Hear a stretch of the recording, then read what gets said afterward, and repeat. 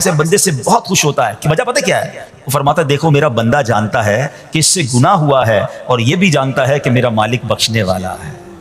اللہ کی رحمت سے مایوس نہیں ہونا ہے، گناہ ہو گیا اب فوراً توبہ کرنا، استغفار کریں، سبحان اللہ، اللہم اغفر لی، اللہم اغفر لی، یہ پڑھنے کی عادت بنائیں، ٹھیک ہے؟ اور اس کے معنی بھی ہمیں پتہ ہونا چاہیے کہ یا اللہ مجھے بخش دے، یا اللہ مجھے بخش دے، اور سبحان اللہ ہو سکے تو استغفار کے اور بھی الفاظ ہیں، استغفر اللہ، ہمارے شجرہ قادریہ طاریہ میں سید الاستغفار لکھا ہے، وہ پڑھنے کی عادت بنائیں، کم از کم 100 بار تو دن میں استغفار کریں نا، اے کاش کہ ہم استغفار کرنے والے بن جائیں۔ اور آپ کو شاید پتہ نہیں ہے، استغفار جہاں گناہوں کی معافی ہے نا، وہاں یہ بہت سارے مسائل کے حل کی کنجی بھی ہے۔ آپ اگر پرابلم میں ہیں، روزی کے مسائل ہیں، اولاد نہیں ہو رہی ہے، یا کوئی بھی پرابلم ہے، واقعہ سنیے۔ حضرت امام حسن بصری رحمۃ اللہ تعالی بہت بڑے بزرگ ہیں، ایک شخص آیا آ کر کہتا حضور بارش نہیں ہو رہی ہے، قحط کی پوزیشن آ گئی ہے، بارش نہیں ہو رہی، دعا فرمائے، کو وظیفہ عطا فرمائے۔ آپ نے فرمایا استغفار کرو، وہ چلا گیا۔ اچھا ایک بزرگ بیٹھے تھے ان کے پاس، حضرت ربیع بن صبیح رحمۃ اللہ، وہ دیکھ رہے تھے۔ دوسرا بندہ آیا کہتا حضور تنگ دستی ہے، کاروبار میں ڈاؤن ہے، رزق میں تنگی ہے۔ آپ نے فرمایا استغفار کرو۔ پھر تیسرا شخص آیا کہتا حضور اولاد نہیں ہو رہی ہے، حصول اولاد کے لیے وظیفہ لینا ہے، فرمایا استغفار کرو۔ چوتھا بندہ آیا، وہ کہتا ہے کہ حضور میرے باغ میں فصلوں میں پیداوار کی کمی ہے، فرمایا استغفار کرو۔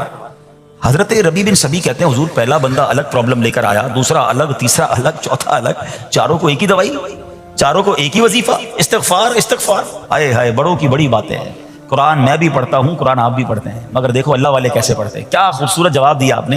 آپ فرماتے ہیں سورہ نوح 12:29 آیت نمبر 10 سے 12 کی آپ نے تلاوت فرمائی۔ اب ذرا قرآن سنیے گا۔ بسم اللہ الرحمن الرحیم، استغفروا ربکم انہ کان غفارا یرسل السماء علیکم مدرارا ویمددکم باموال وبنین ویجعل لکم جنات ویجعل لکم انہارا۔ سبحان اللہ، ذرا سنیے گا، اپنے رب سے معافی مانگو۔ استغفروا ربکم انہ کان غفارا، بے شک وہ بڑا معاف کرنے والا ہے۔ اب دے گا عطا، کیا فرمائے گا؟ یرسل السماء علیکم مدرارا، وہ تم پر موسلا دھار بارش بھیجے گا۔ وَيُمْدِدْكُمْ بِأَمْوَالٍ وَبَنِينَ وَيَجْعَلْ لَكُمْ جَنَّاتٍ وَيَجْعَلْ لَكُمْ أَنْهَارًا، فرمایا اور مالوں اور بیٹوں سے تمہاری مدد فرمائے گا، اور تمہارے لیے باغات بنا دے گا، اور تمہارے لیے نہریں بھی بنائے گا۔ باغات بھی بڑھ رہے ہیں، اولاد بھی عطا ہو رہی ہے، مال بھی بڑھ رہا ہے، بارش بھی ہو رہی ہے، کس چیز سے؟ استغفار سے۔ تو استغفار یہ آپ کے بہت سارے پرابلمز کا حل ہے، مسائل کا حل ہے، بس اپنی زبان استغفار سے تر رکھیں۔ اچھا پھر اس میں تھوڑی سی شرمندگی بھی ہو، ایسا نہیں کہ استغفار بھی ہو رہا ہے اور دماغ کہیں اور ہے، مسکرا بھی رہے ہیں، ہنس بھی رہے ہیں، اور استغفر اللہ، کسی سے معافی مانگتے ہوئے ہنستا ہے کیا بندہ؟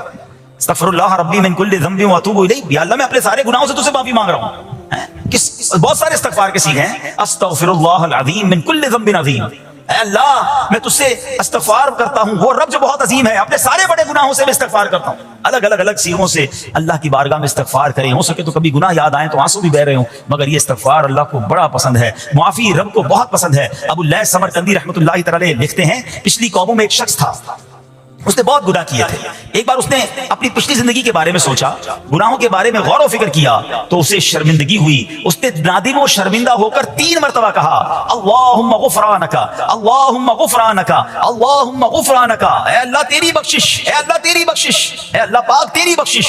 اسی لمحے اس کو موت آ گئی اور اللہ پاک نے اس کی بخشش فرما دی۔ آئیے ہم بھی پڑھ لیتے ہیں، اللہم غفرانک، اللہم غفرانک، اللہم غفرانک۔ استغفار کرنا، توبہ کرنا، گناہ یاد کر کے شرم